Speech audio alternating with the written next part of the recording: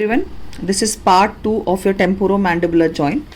Before going to the second part, we will just revise what we have studied here. Let's see the diagram and revise. मैंने आपको बताया था it is a type of condylar variety of synovial joint. Upper articular surfaces included the articular tubercle, anterior aspect of the mandibular fossa and a posterior non-articular part of the tympanic plate here. Inferior articular surfaces included what? The head of your mandible here. ठीक है. Now in between the cavity or within the synovial cavity, since it is synovial joint, एक synovial cavity होएगी. ठीक है. There is a presence of an articular disc here. ठीक है. This articular disc here divides the compartment here into two compartments, an upper compartment and a lower compartment. ठीक है. The upper compartment जो होता है that is your menisco-temporal compartment. Second जो लिखा है lower compartment is your menisco mandibular compartment और इसके बीच में जो प्रेजेंट है that is your inter articular disc. इसके बारे में हम और डिटेल थोड़ा सा करेंगे अभी थोड़ी देर में. ठीक है. सो ये था आपका टोटल. फिर मैंने आपको बताया था कौन कौन से लिगामेंट्स है बेटा. Next thing you have to write down what are the ligaments that will provide support to the temporomandibular joint here. So I told you there are 4 ligaments. Out of this, the 2 are the true ligaments. 2 ligaments true हैं, that is your capsular ligament and your lateral ligament. ठीक है. ये जो है this is the capsule which is covering your joint here. This is the capsular ligament which is an example of true ligament here.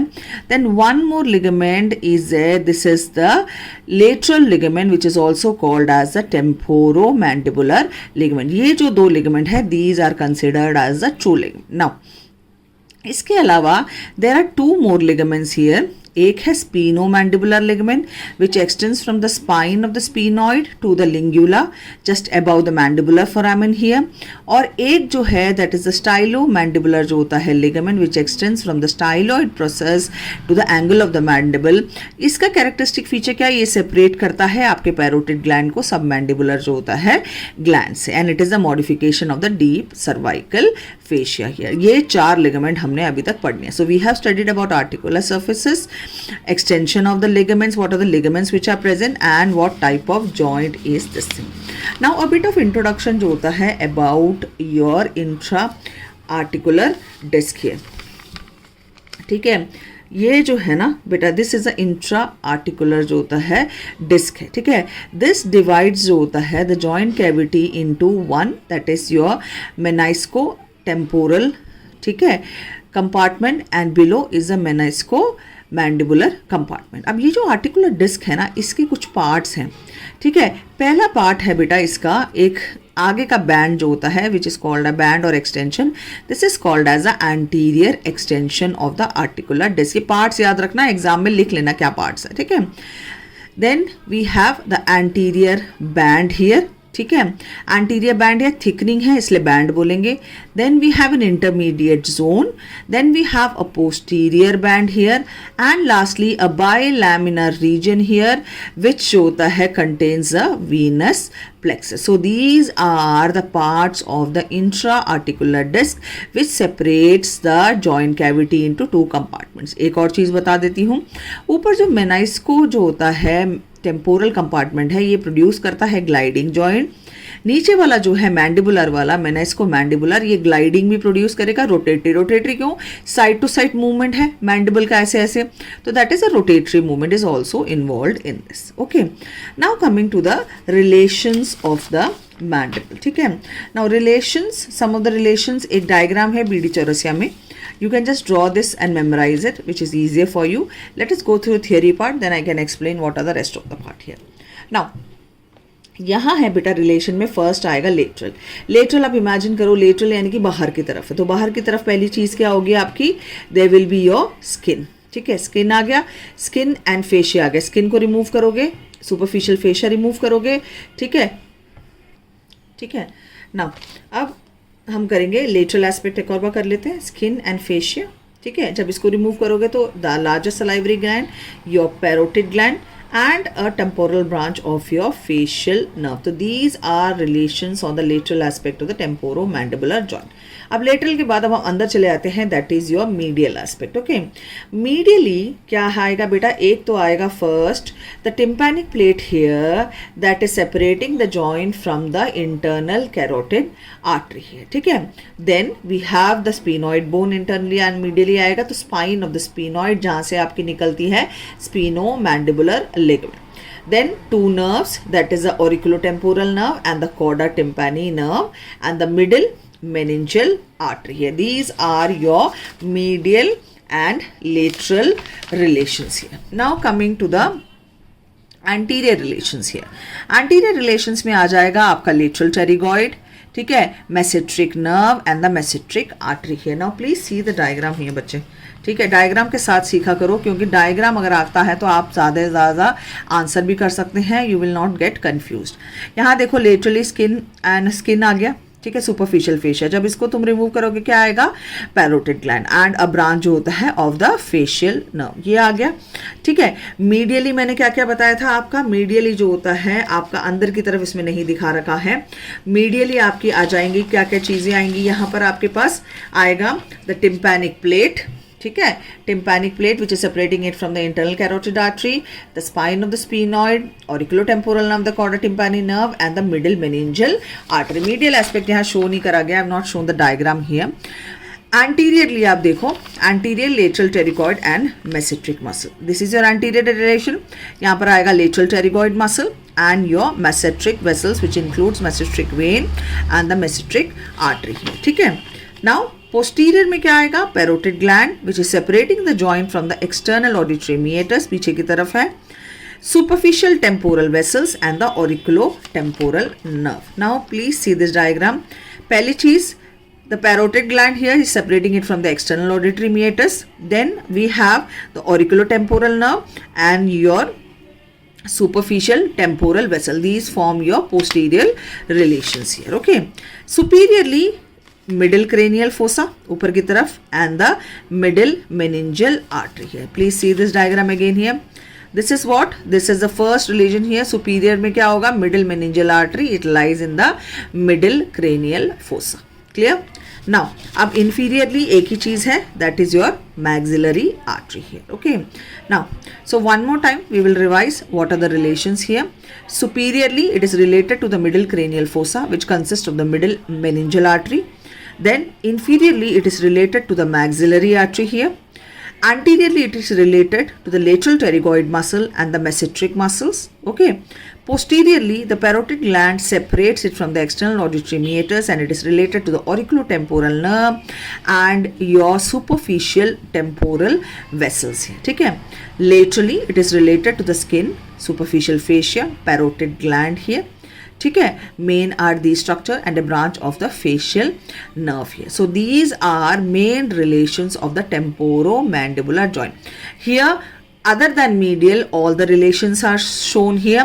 So medial relations you have to mug up thoda sa, ठीक है, and just remember and draw this diagram so that it is easier for you to write down. Remember one thing, if you don't know the diagram, you need to study the theoretical aspect, because diagram बनाओगे आप और diagram देख के आप लिख सकते हो, ठीक है, तो ये बात याद रखना. Okay. Now coming to the blood supply, थोड़ा सा आप ब्लड सप्लाई के बारे में लिख देंगे. Branches of superficial temporal and maxillary artery, ये दोनों उसके रिलेशन में है, तो ये इसको सप्लाई कर देंगी. और जो एसोसिएटेड वेन्स हैं इसके साथ जाती हैं आपकी आर्टरी के साथ, वो आपका वीनस ड्रेनेज करेगी. ठीक है. नाउ नर्व सप्लाई में आएगा आपका masseteric nerve as well as your auriculotemporal nerve. Now अब इतना आपने लिखिए. अभी आपने क्या क्या लिखा है, अभी type of joint, articular surfaces, ligaments. जब भी आप लिगामेंट्स लिखेंगे उसके बारे में लिखेंगे, लिगामेंट की अटैचमेंट कहाँ से कहाँ तक होती है, ये सारा आपको एक्सप्लेन करना है. ठीक है. उसके बाद आप क्या करेंगे, रिलेशंस के बारे में लिख दिया, फिर थोड़ा ब्लड सप्लाई के बारे में, नर्व सप्लाई के बारे में. अब कोई भी आप जॉइंट लिखेंगे, कोई भी जॉइंट, एक चीज़ याद रखना इसमें, जब भी आप जॉइंट के मूवमेंट्स के बारे में लिखेंगे, सिर्फ मूवमेंट लिखने से कोई मार्क्स नहीं मिलता. ठीक है. You have to write down the movements and the muscles which are producing these movements, वो है ज़रूरी इसमें. ठीक है. कौन कौन सी मसल रिस्पॉन्सिबल है पर्टिकुलर मूवमेंट के लिए, तो आप ऐसे कॉलम बना लीजिएगा. मूवमेंट्स लिखना है एक तरफ और एक तरफ मसल्स रेस्पॉन्सिबल, ठीक है। सो फर्स्ट मूवमेंट हम जो करेंगे that is the depression here, ठीक है। डिप्रेशन में हेल्प करता है बेटा आपका lateral pterygoid is the main muscle. Accessory muscles अगर मैं काउंट करूँ that is digastric, geniohyoid and mylohyoid, specially when your mouth is wide open और it is open against the resistance, ठीक है। These are the two muscles here. Then elevation में help करता है masseter, ठीक है। Anterior vertical fibres, middle fibres of oblique fibres of the temporalis muscle, अगर इतना याद नहीं है तो just remember masseter and temporalis. Then medial pterygoid जो होता है of the both sides helps in the elevation of the mandible. Now protrusion, ठीक है। प्रोट्रूशन में हेल्प करेगा lateral pterygoid muscle, medial pterygoid muscle and superficial oblique fibres of the masseter, ठीक है।